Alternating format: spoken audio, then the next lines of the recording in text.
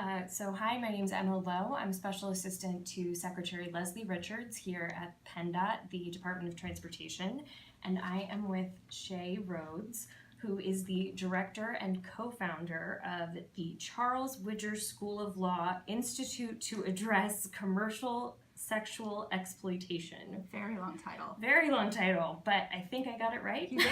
You did, Emma. So we're here to talk about how transportation can assist ending human trafficking. So Shea, why don't you explain what human trafficking is and Sure. What someone can do if they think they're witnessing a trafficking situation? Sure. Thanks for talking with me about this, Emma. And also, thank you for being such a huge ally in this fight to end trafficking here in Pennsylvania. Thank you. Human trafficking is either for forced labor or commercial sex. And because we are the CSE Institute, the Institute to Address Commercial Sexual Exploitation, we focus primarily on sex trafficking. But to answer the question really succinctly, human trafficking is a crime.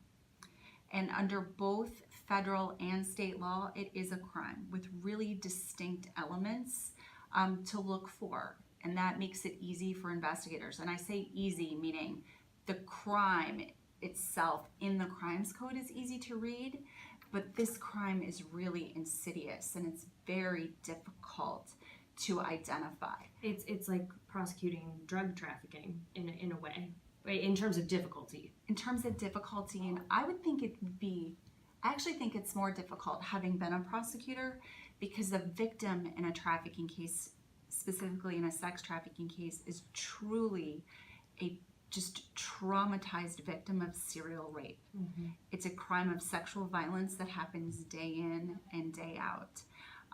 The elements of force, fraud, and coercion aren't necessary if the victim is a child, but that doesn't mean traffickers don't use force, fraud, and coercion to keep their victims compliant.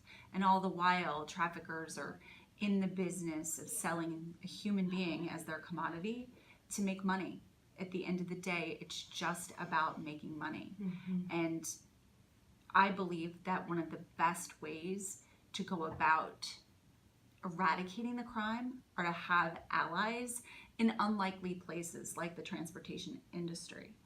You need to prove the crime. You need an act by the means of force, fraud, and coercion for the purposes of commercial sex. And one of the acts, you only need one, is transporting victims, which is why I think that, Secretary and PennDOT is just a tremendous ally to have to make sure that that act of transporting a victim for the purpose of commercial sex isn't happening here in our Commonwealth. Absolutely, and we're just happy that we can do anything to help end this horrific crime.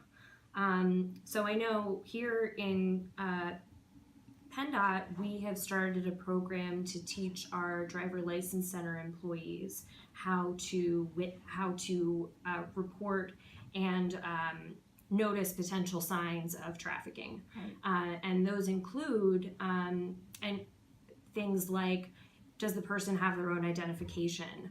Are they aware of where they are? Do they seem scared to be alone talking to you? Any sign that someone is being controlled by someone else.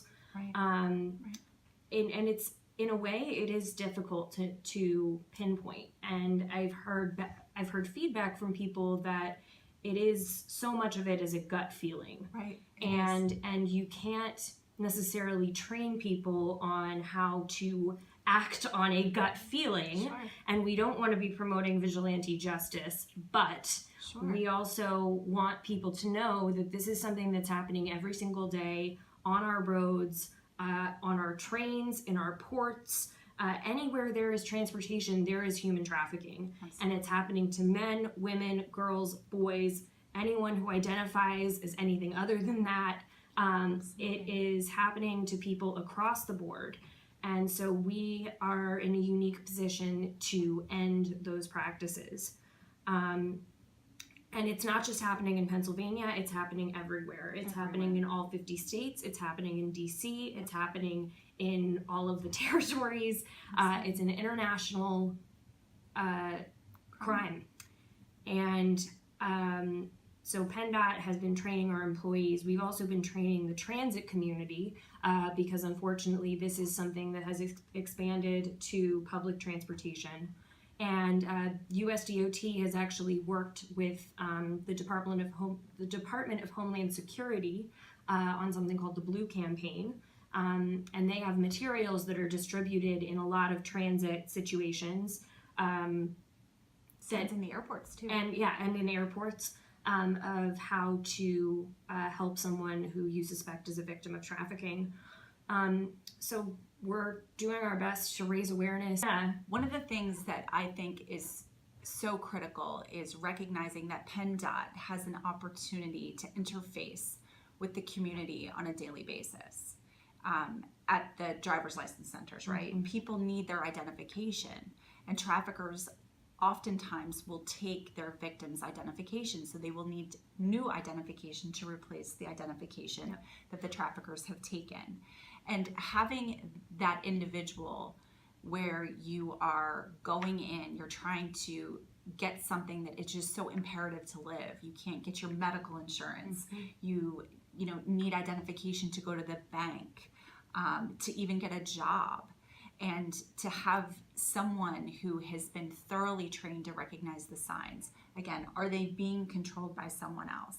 Are they who they say they are? Do they know where their new place of residence is? Mm-hmm. Those things are just incredibly important, and to be, informed in a fashion on who to call, how to have a conversation that is inviting rather than oft-putting, mm-hmm. is something that's really important.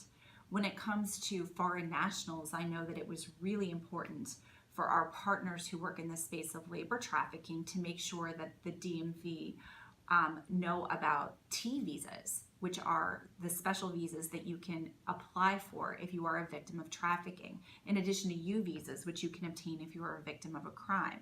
So just having that in the manual of what is additional identification so that they are documented appropriately, and just being able to recognize a new piece of documentation. And our driver license centers now accept both of those visas. Absolutely. Well, I shouldn't say now accept, they've been trained in how to ask for the appropriate identification.